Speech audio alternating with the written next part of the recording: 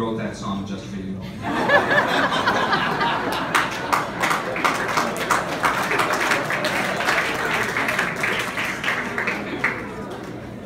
Would you join me up here for the presentation of the gift?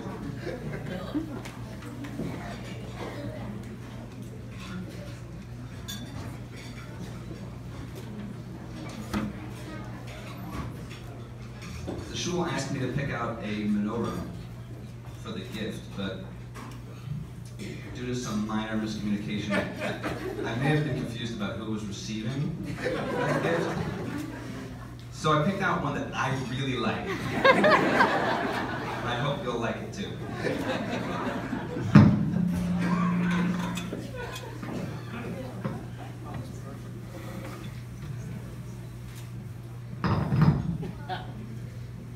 On behalf of the entire congregation, I'm pleased to offer you this token of our gratitude for everything you have done and continue to do for our community.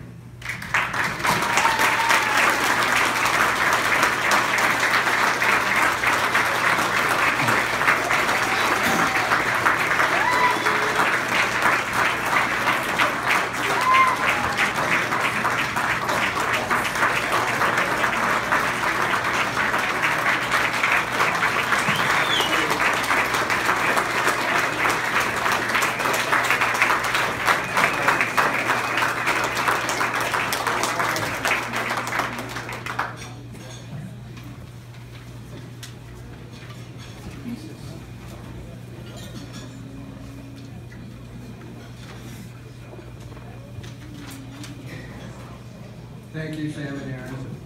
There's a backstory to that song. When we used to go on family vacations, during long trips, the music we listened to was Paul Simon. So, thank you all very much. As Barry Fagan pointed out to me on Shabbos, an acceptance speech from the honorees should have one primary objective: brevity. I will do my best to adhere to that goal. My other objective is to express our appreciation to our family, friends, and community who have added so much joy to our lives.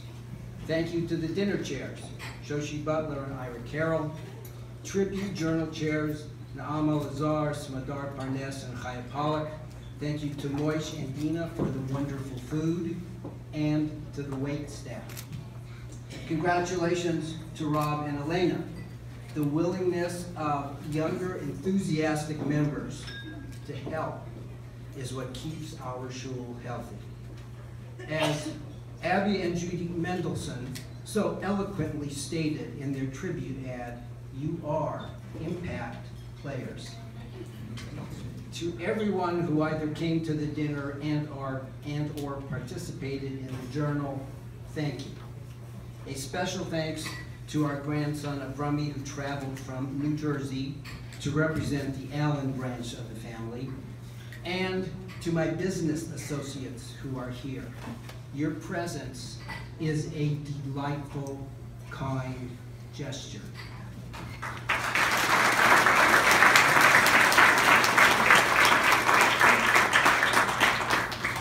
A special thank you to Michelle Siskowski, who not only runs my practice, but was very instrumental in facilitating the presence of my colleagues at the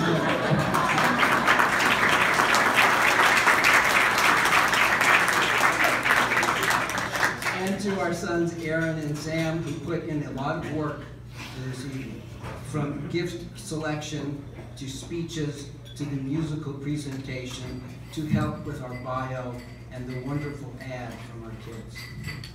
Last but certainly not least, thank you to Todd Stuffelbein.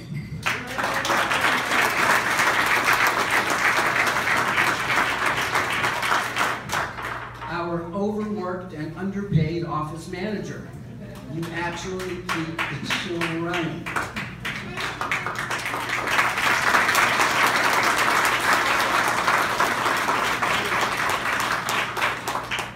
Hentelefs and kinderlehrers are genetically and culturally hard and soft-wired to shun the spotlight. Ruthie and I accepted this honor only because, A, it is very difficult to say no to Anita and Morris Cornblood. B, Louis Felder is such a kind, sweet, very effective mensch. And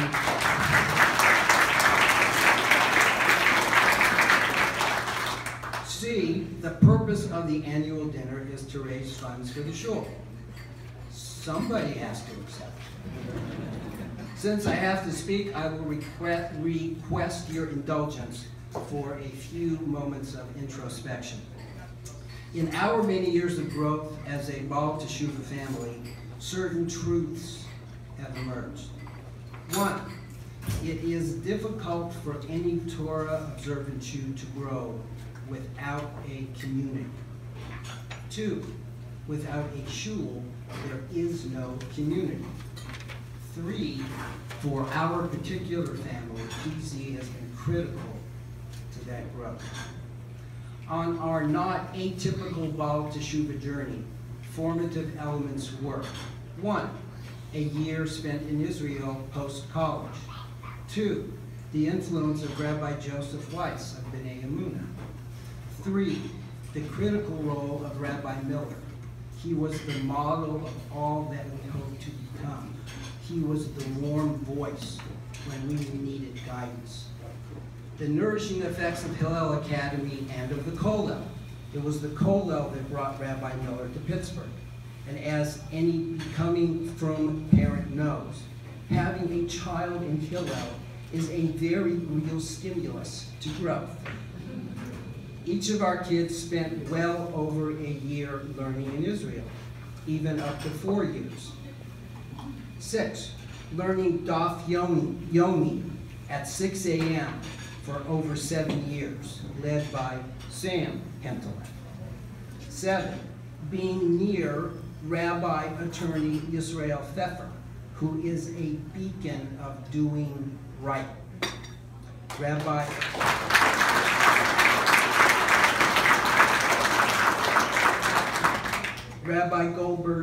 Goldberg's bridging term of service as Rabbi PZ.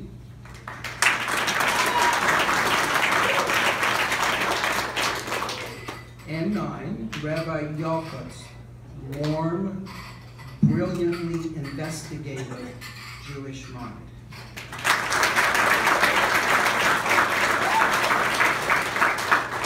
Because we both appreciate the great benefits of our community, we have been very willing to help support our shul monetarily and with our time. There is no shul unless members are willing to put boots on the ground. And there are so many members here who do that selflessly. In addition, I am convinced that friendships are the glue that hold a shul together. The smiling faces that we see as we enter this building are wonderful. Because we have a vibrant community, our sons are here, and my mother Lillian can enjoy the company of her grandchildren and great-grandchildren.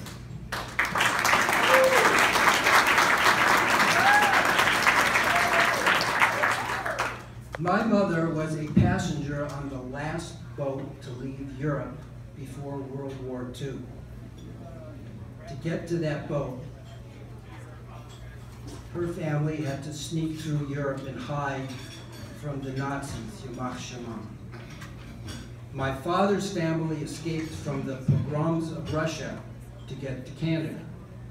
In Ruthie's family, her grandparents on both sides came to America to escape persecution.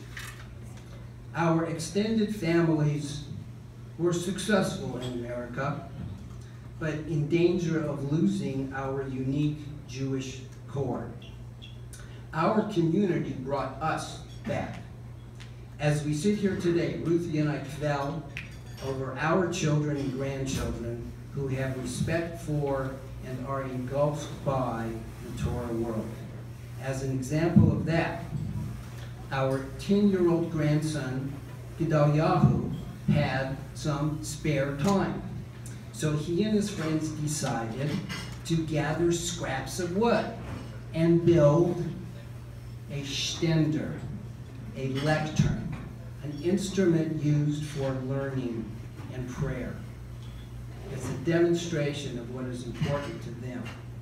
That is the result of being raised in the PC community and the Pittsburgh community. That is worth much more than the little that we have given back.